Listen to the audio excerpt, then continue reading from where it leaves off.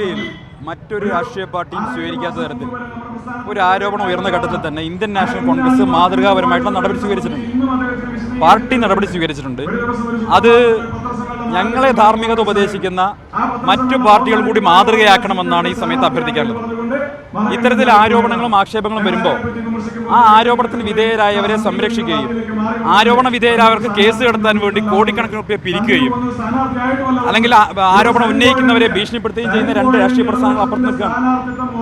CPM-നെ പോലെ BJP-യെ പോലെ ഇത്തരം കാര്യങ്ങളിൽ യാതൊരു ധാർമ്മിക മൂല്യത്തിന് യാതൊരു വിലയും കൊടുക്കാത്ത രണ്ട് രാഷ്ട്രീയ പ്രസ്ഥാനങ്ങൾ അപ്പുറത്ത് നിന്നുകൊണ്ട് ഇന്ത്യൻ നാഷണൽ കോൺഗ്രസിനെ ധാർമ്മികത ഉപദേശിക്കരുത് എന്നാണ് ഇപ്പോൾ പറയാനുള്ളത്. കാരണം ഒരു പാർട്ടി എന്നുള്ള നിലയ്ക്ക് ഏറ്റവും ഉയർന്ന ധാർമ്മിക മൂല്യങ്ങൾ അത് ചെയ്തുകൊണ്ട് ധാർമ്മിക മൂല്യങ്ങൾക്ക് വില കൊടുത്തുകൊണ്ട് ഇന്ത്യൻ നാഷണൽ കോൺഗ്രസ് ഒരു നിലപാട് സ്വീകരിച്ചിട്ടുണ്ട്.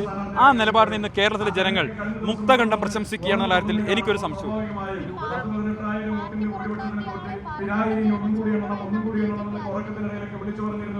BJP-ക്ക് ഇതൊക്കെ പറയാൻ എന്ത് അർഹതയുള്ളത്? ബ്രിജ്ഭൂഷൺ യാദവിനെ എത്ര കാലം ഇവർ ചുമന്നു? ഇപ്പൊ മകനെ ചുമന്നുകൊണ്ടിരിക്കുകയല്ലേ. ബ്രിജ്ഭൂഷൺ ആരൊക്കെതിരെയാണ് ലൈംഗിക അതിക്രമം നടത്തിയത്? ഇന്ത്യയുടെ അഭിമാന താരങ്ങളായിട്ടുള്ള കായിക താരങ്ങൾക്കെതിരെ ലൈംഗിക അതിക്രമം നടത്തിയിട്ടുള്ള ബ്രിജ്ഭൂഷൺ യാദവിനെ ഇന്ത്യയിലെ കോടിക്കണക്കിന് വരുന്ന സ്ത്രീകളുടെ സംരക്ഷകൻ എന്ന് സ്വയം അവകാശപ്പെടുന്ന പ്രധാനമന്ത്രി നേരിട്ടല്ലേ സംരക്ഷിച്ചത്? ആ BJP-ക്ക് എന്ത് അർഹതയാ പറയാനുള്ളത്? BJP-യുടെ പാർലമെന്ററി ബോർഡിലാണ് യെദ്യൂരപ്പ ഇരിക്കുന്നത്. പോക്സോ കേസിലെ പ്രതിയാണ്. ആ BJP-ക്ക് ഇത് സംബന്ധിച്ച് പറയാൻ എന്ത് അർഹതയുള്ളത്?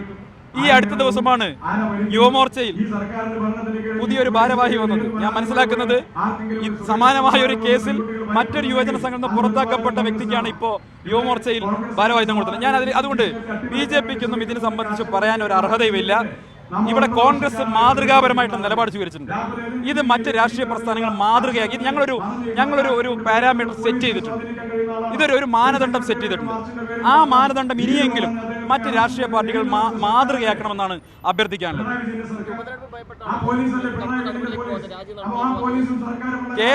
കേരളത്തിൽ വരാനിരിക്കുന്ന തെരഞ്ഞെടുപ്പിനെ ഭയന്നുകൊണ്ട് നടക്കുന്നതാരാ? കേരളത്തിലെ ഇടതുപക്ഷവും BJP-യാണ്.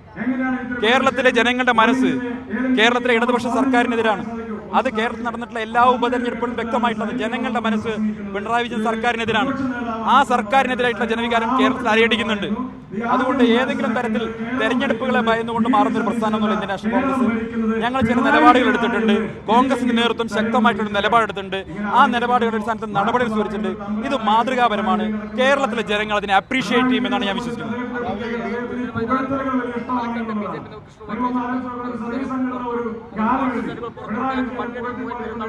9 മാസമായാലും ഇത് പറയുന്നു. തേങ്ങ ഉടക്കി സ്വാമി എന്നേ പറയാനുള്ളൂ. മനസ്സിലായല്ലോ?